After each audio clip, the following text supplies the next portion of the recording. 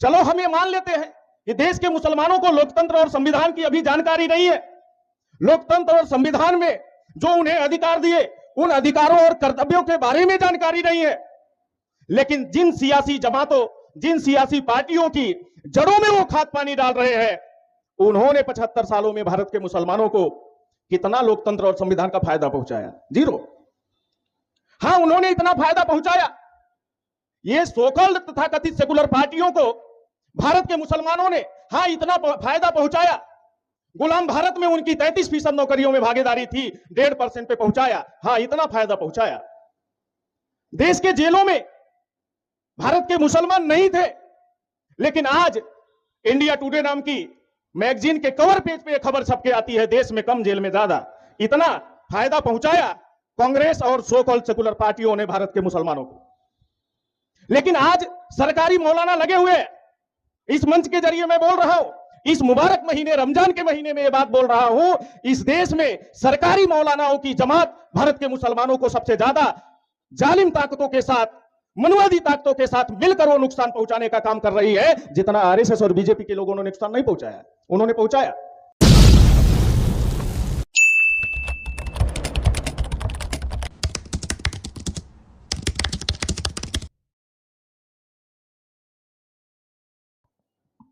बहुत बहुत धन्यवाद।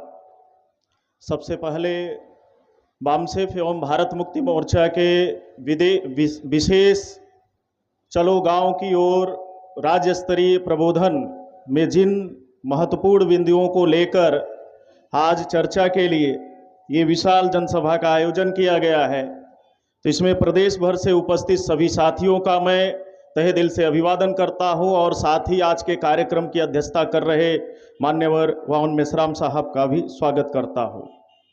साथियों, इस देश के लोकतंत्र को खत्म करने के लिए और वोट के अधिकार को प्रभाव शून्य करने के लिए आधुनिक भारत में शासक जातियों के द्वारा लगातार इलेक्ट्रॉनिक वोटिंग मशीन का पिछले 2 दशक से ज़्यादा का समय हो गया इस्तेमाल करके वो हमारे संविधान में जो अधिकार है उसको समाप्त करने की लगातार कोशिश की जा रही है। तो साथियों, इस देश में वोट का जो अधिकार है उसका सीधा संबंध इस देश में शासक बनने से है, हुक्मरान बनने से है। तो हुक्मरान बनने से जुड़ा हुआ मामला वोट का अधिकार है। इस वोट के अधिकार को हमेशा से डाका डालने के लिए, प्रभावहीन करने के लिए इस देश में वास्तविक नेतृत्व और वास्तविक संगठन निर्माण ना हो, जिससे इस देश में वाकई में लोकतंत्र स्थापित हो, वाकई में संविधान स्थापित हो। इसके लिए मनुवादी पार्टियां और मनुवादी नेतृत्व लगातार काम करते रहे। आपको याद होगा डॉक्टर बाबा साहब अम्बेडकर जब 1946 में संविधान सभा का चुनाव लड़ रहे थे, तो उस दौर में साथियों काजोड़कर नाम के गधे व्यक्ति को, जो चौथी फेल था, कांग्रेस के लोगों ने खड़ा किया और पैसे देकर जनमत को खरीदने का काम किया और डॉक्टर बाबा साहब अम्बेडकर जैसे विद्वान को उन्होंने संविधान सभा में ना जा पाए इसको रोकने के लिए प्रयास किया और इस पर काम किया। तो आज से लोकतंत्र की जड़ों को कमजोर करने के लिए और लोकतंत्र में जो वोट का अधिकार है उसे प्रभाव शून्य करने के लिए साथियों लंबे समय से काम किया जा रहा है। ये आज एक नया प्रयास नहीं है। आज साथियों इलेक्ट्रॉनिक वोटिंग मशीन ने इस देश में क्षेत्रीय और नेशनल स्तर की पार्टियों और उनके नेतृत्व को ही समाप्त करने का, प्रभावहीन करने का काम नहीं किया, बल्कि देश के डेमोक्रेसी के अंदर से प्रेशर ग्रुप को भी खत्म करने का काम किया। क्योंकि लोकतंत्र को चलाने के लिए, लोकतंत्र को सही दिशा में ले जाने के लिए साथियों डेमोक्रेसी में प्रेशर ग्रुप का होना, दबाव समूह का होना जरूरी होता है। आज के तारीख में लोकतंत्र में प्रेशर ग्रुप को इलेक्ट्रॉनिक वोटिंग मशीन ने समाप्त कर दिया। साथियों आज हम गर्व के साथ कह सकते हैं इस देश में ओबीसी, एससी, एसटी, माइनॉरिटी बहुजनों को जगाने और संगठित करने और संगठित करके राष्ट्रव्यापी संगठन निर्माण करके राष्ट्रव्यापी आंदोलन चलाने का काम इस देश में बामसेफ भारत मुक्ति मोर्चा के राष्ट्रीय अध्यक्ष मान्यवर वाउन मेश्राम साहब के द्वारा किया जा रहा है। और वाकई में मैंने देखा आज इस देश में जो काम पॉलिटिकल पार्टियों को इकट्ठा होकर देश के डेमोक्रेसी को बचाने के लिए, देश के कॉन्स्टिट्यूशन को बचाने के लिए प्रेशर ग्रुप का रोल अदा करना चाहिए था, दबाव समूह का रोल अदा करना चाहिए था भारत के लोकतंत्र में, आज वो पूरी तरह से फेल हो गए हैं। लेकिन हमें गर्व है वामसे भारत मुक्ति मोर्चा के राष्ट्रीय अध्यक्ष और उनके द्वारा खड़ा किया गया ये राष्ट्रव्यापी आंदोलन इस देश में डेमोक्रेसी के अंदर आज प्रेशर ग्रुप का काम कर रहा है। साथियों, आज दबाव समूह का काम कर रहा है। हमारे लोगों को रियलाइजेशन नहीं है, यह एहसास नहीं है। लेकिन मोहन भागवत से पूछो भारत में प्रेशर ग्रुप का काम कौन कर रहा है, और मोहन भागवत जैसे लोगों के ऊपर प्रेशर बनाने का, दबाव बनाने का इस देश में कौन काम कर रहा है।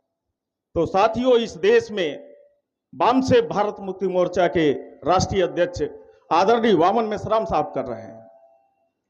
हमने देखा साथियों 6 अक्टूबर 2022 को जब मान्यवर वामन मेश्राम साहब के आह्वान में नागपुर में 4 लाख से अधिक लोगों ने जब आरएसएस के हेडक्वार्टर का घेराव करने का काम किया, उस पर महामोर्चा ले जाने का काम किया, तो दूसरे दिन मोहन भागवत का स्टेटमेंट आया कि जाति व्यवस्था, वर्ण व्यवस्था हमारे पूर्वजों की बनाई गई भूल थी, प्रायश्चित कर लेना चाहिए। ये दबाव मोहन भागवत पे डालने का काम कौन कर रहा है? वामसे भारत मुक्ति मोर्चा का ये विशाल आंदोलन और उसके नायक मान्यवर वामन मेश्राम साहब कर रहे हैं।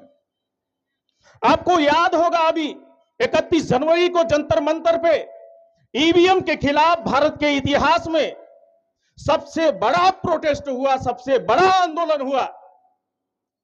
उस आंदोलन का इतना गहरा प्रभाव हुआ और माननीय राष्ट्रीय अध्यक्ष जी ने जब उस मंच से ऐलान किया कि 15 लाख बूथों पे 9 सामाजिक समूहों के लोगों को खड़ा करना है, कम से कम 15 लोगों को खड़ा करना है, उसके 10 दिन बाद मोहन भागवत ने कहा हर बूथ पे संघ के 15 कार्यकर्ता रखना होगा।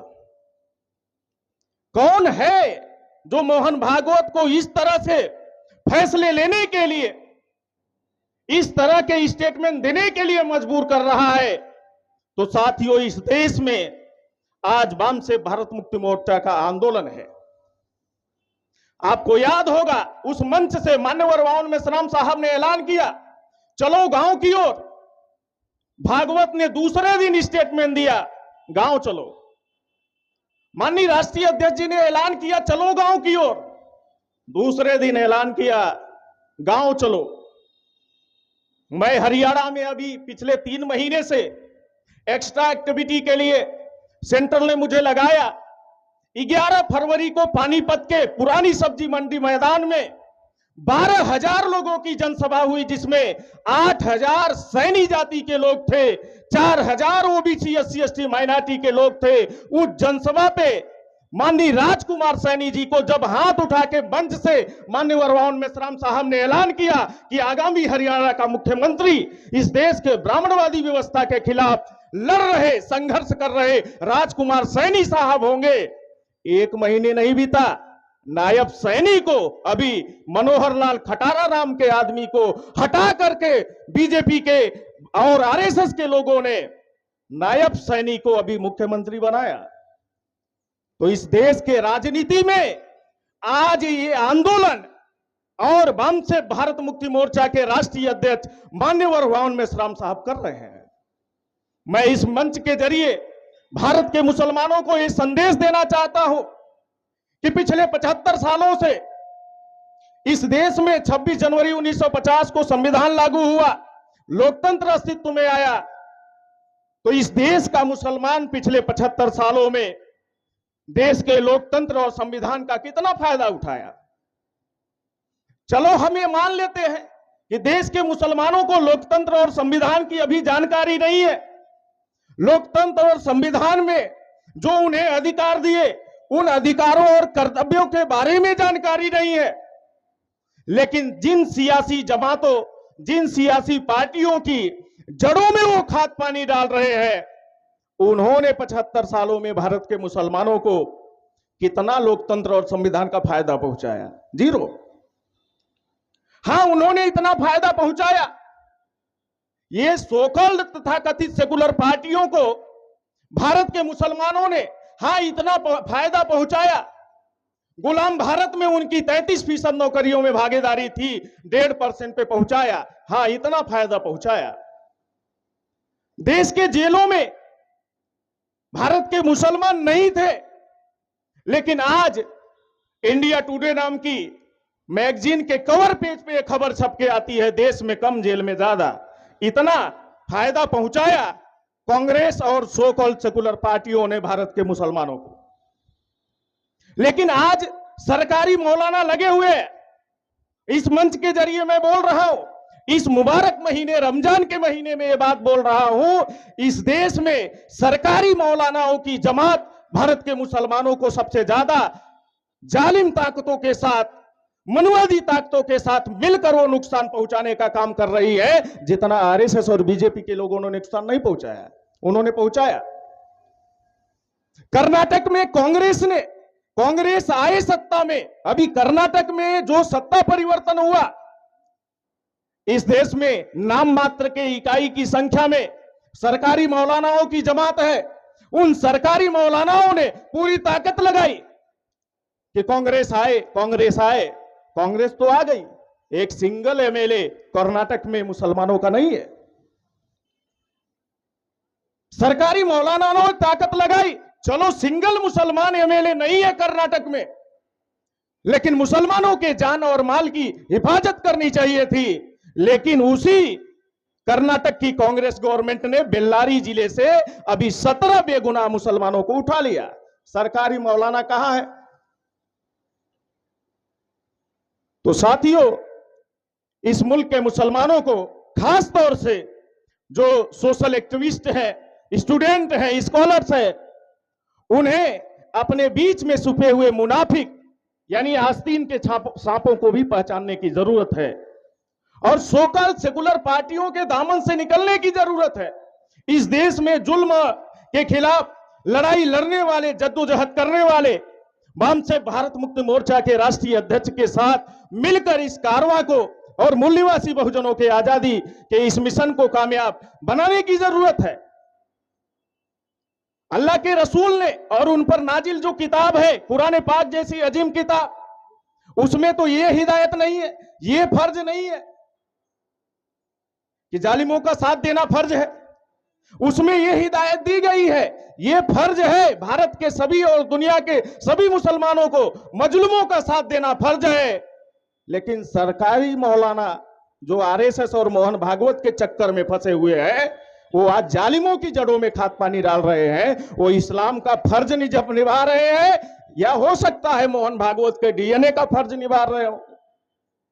तो इसलिए साथियों, इस व्यवस्था परिवर्तन के आंदोलन और मुहिम में चलो गांव की ओर जो ये मिशन है, इसमें बड़े पैमाने से मैं देश भर के अपने मुस्लिम साथियों को अपील करता हूं कि इस मिशन से जुड़ने की जरूरत है और मूल निवासी बहुजनों में इत्तेहाद और भाईचारा कायम करने के लिए, और भाईचारा कायम करके इस देश में इंसाफ का निजाम कायम हो। ये जो चल रही है वामसेफ भारत मुक्ति मोर्चा की तहरीक, इसको जुड़कर कामयाब बनाने की जरूरत है।